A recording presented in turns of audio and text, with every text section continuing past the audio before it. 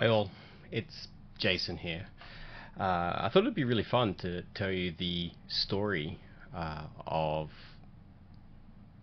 Hi all, it's Jason.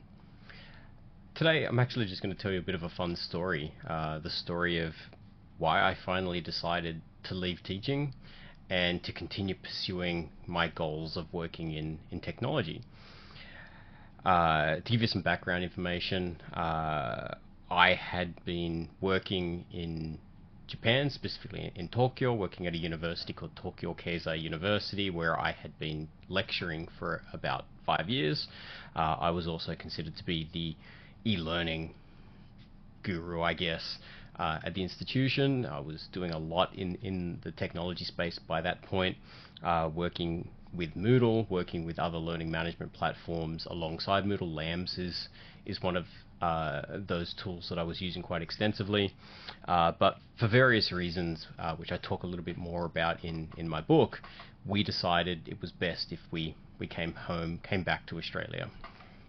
When we did that, I took up a teaching position almost immediately. It was actually a casual semi-permanent role, a maternity placement for a Japanese teaching position on the Central Coast. And yeah, things were going pretty well. The school was okay. It was known to be a slightly rougher school in the area. One of the teachers actually joked to me, whether or not they were joking in hindsight I'm not terribly sure, but they said to me that this is the school that the kids come to after they've basically been kicked out of all the other schools in the region, which, you know, after you've heard this story, it may actually make a little bit of sense. But yeah, to that fateful day, I had been teaching at this particular school for, I want to say 6 months, probably close to 6 months. So it's not like I was an alien. It's not like I was a casual teacher that the students didn't know. I had built a rapport with many of the students. I was teaching at that stage all of Year 7 and most of Year 8 as well. Obviously some other courses in there on top of that to fill my teaching load. But on this particular day, I'd done all my planning, and again, this was quite some time ago, so most of the things I was doing were pre-learning management system. It was all on paper. I'd spent hours preparing the lessons for the day, and like many language teachers do, we kind of have back-to-back classes of the same thing, just with different class groups, so we're kind of repeating content over and over again, which on the surface sounds monotonous, but in reality we're actually tailoring those lessons, as I'm sure you're all familiar with, to each of the class groups. But anyway, I digress. On this particular day, I was teaching on the second story of a building that was somewhat like a donut shape. My classroom was in the corner, and yeah, I had papers sort of crisscross stacked so that it was easy for me to grab a class group's papers and be able to distribute those at the start of each of the classes. They were sitting on my desk at the front of the class. My desk was fatefully directly next to a window. Class started, it was after recess. I had 3 classes planned back to back, and one of the students who I thought I got on quite well with, had a decent rapport with, walked into the class, was one of the first students in, and while everyone else was settling down, he decided he was going to come up to my desk, pick up the whole pile of papers that I had beautifully prepared and neatly stacked, opened up the window and launched all the papers kind of like confetti out the window. And it's at that point you learn just how teachers adapt and how teachers are able to push forward and how they're able to ad-lib and still deliver value to students even without a plan. They're still able to know their content, they're still able to be the experts, the subject matter in the room, and still be able to get things under control. That was the start of the story. That actually, to me, was business as usual. It wasn't overly surprising. It didn't really impact classes too much because I kind of knew. I always have a backup plan when I was teaching of what I could do, because most of the time you have a lesson plan and you throw it out the window anyway. But anyway, what really sort of motivated me to move on from teaching after that day wasn't the interaction with the child. It was actually the interaction with their parent. And, this was partially on me. I went in hot. I hadn't necessarily had time to talk to fellow teachers about what I should and shouldn't do. I was still I wasn't junior in my K-12 teaching girls. I was pretty senior at this point. But again, I was hot-headed. I was frustrated. I was tired. I had a young family at home. I probably hadn't slept very well. I wasn't considered necessarily to be part of the extended teaching team either. But anyway, I called the parents, specifically the mother.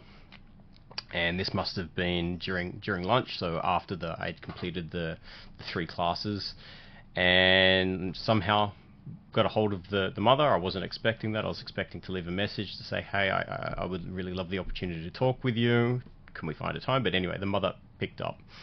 I explained as clearly, as plainly as I could what had happened and what had digressed during the class.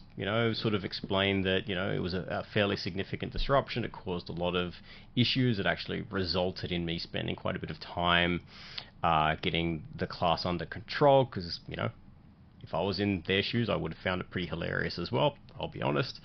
But the disruption was significant, and I wanted to just explain that I needed support from the parents, from the caregivers, that, there's more to this than just the teacher interaction. There's a little bit more that's beyond my control.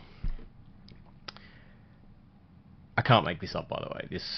This next bit, still to this day, just shocks me.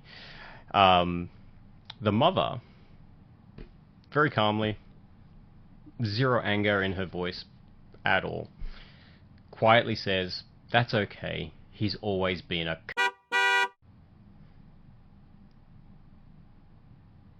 Not quite sure how to respond to that, and obviously I will bleep that out for YouTube, but I've heard that word. I'm not offended by the language necessarily. I grew up in Western Sydney. We use that, particularly where I grew up, we kind of use that like a comma.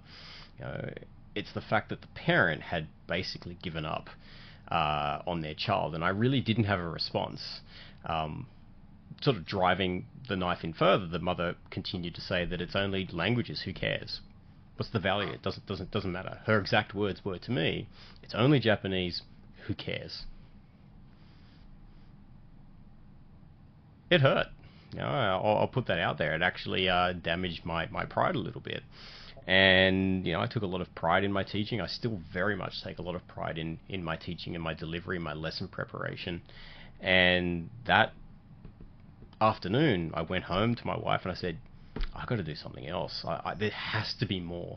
I have skills that I'm sure translate, and I'm sure that within Australia, I can take what I have learned and what I do in the classroom and the way that I think about the world and apply that to something else. I had no idea what that would be, but I put that out there to the universe, and the universe at some point responded after admittedly hundreds of job applications with an offer to work with the Royal Australasian College of Physicians, which is where I ended up after teaching at this particular school. That's a long story to kind of say it's possible to get out of teaching. It's possible to translate your skills. The job that I was applying for required all sorts of things. It required, like things like, experience with X, Y, and Z, a degree in engineering preferred, or, having some kind of background in, educational theory, or having a PhD. There was a whole bunch of bullshit that was in the job advertisement, but it didn't stop me from applying because I knew inside myself that I had the skills and I could talk the talk and I've walked the walk. And if, the hardest thing that they can throw at me is an interview, that's easy. I can challenge whatever they put forward, and I know that we can definitely achieve, my goal of getting out of teaching at that point and doing better for my family, earning a greater income for my family so that we could eventually go on to move away from the Central Coast and, live up here in the Blue Mountains. you can do the same thing. And I'm not saying you should leave teaching. You may be having a fantastic experience. You may love what you do. And in hindsight, I actually really loved teaching, and I still teach, and I love teaching. And there's a part of me that kind of wants to go back, especially a little bit later on in my career, because I think I can give back so much to kids today, particularly with the challenge that they face with artificial intelligence and career prospects and other things as well. But your skills, and this is the main point here, your skills translate to things like product management, to marketing, to sales, in ways that they don't necessarily tell you when you're doing a teaching degree. I've worked with some of the most influential, some of the most highly paid product managers and marketers and engineers at Microsoft, at Instructure, and some of these other big named companies. And what you do as a teacher is 10 times harder, 10 times more challenging, takes 10 times more thought and practice and expertise than they need to get their jobs done at the salaries that they're earning. So that's my way of saying, don't fall into the trap of thinking that being a teacher is all you can do, because it's just not true. If I was to start again today with my teaching degree and all the things that I've learnt, I would be looking to start side projects, learning how to apply the theories that I've learnt in psychology, the things that I've learnt in professional practice and teaching and crafting lesson plans and structuring learning, to product management, learning how to take a problem and break it down into small components like we do with a lesson plan. We have an outcome, right, or outcomes that we're trying to teach to, and we break that down into bite-sized pieces. We make it so that it's adaptable to different learners and their different needs and wants and interests. If you can follow that same process, you can build products. You can come up with product ideas. I challenge you, if there's something that's annoying you in the workplace, if there's an admin burden, if there's a process, if there's something that sucks, take that as an opportunity to build a solution for it. Figure out what the pains are, describe them, break it down into its constituent parts, and then look at building it yourself, or partnering with someone that can help you build that, or work with people out there that are willing to mentor and support you to get that product out there. And it may fail, that's fine, but you're actually building a portfolio that can demonstrate to other employers or demonstrate to yourself that you are capable of so much more. And that's kind of all I wanted to say today. It's just a really short video. I'm just super passionate about teachers and the frustrations that they have, and I just want you to know that there are people here that genuinely care about you and want to help you succeed. If that means you're looking to get out of teaching for whatever reason, I'm here to support you on that process. Or if you're looking to build a side income, a side business, potentially just to help you with ideas, I'm here to support you with that as well. But anyway, have a fantastic day. We'll talk really soon.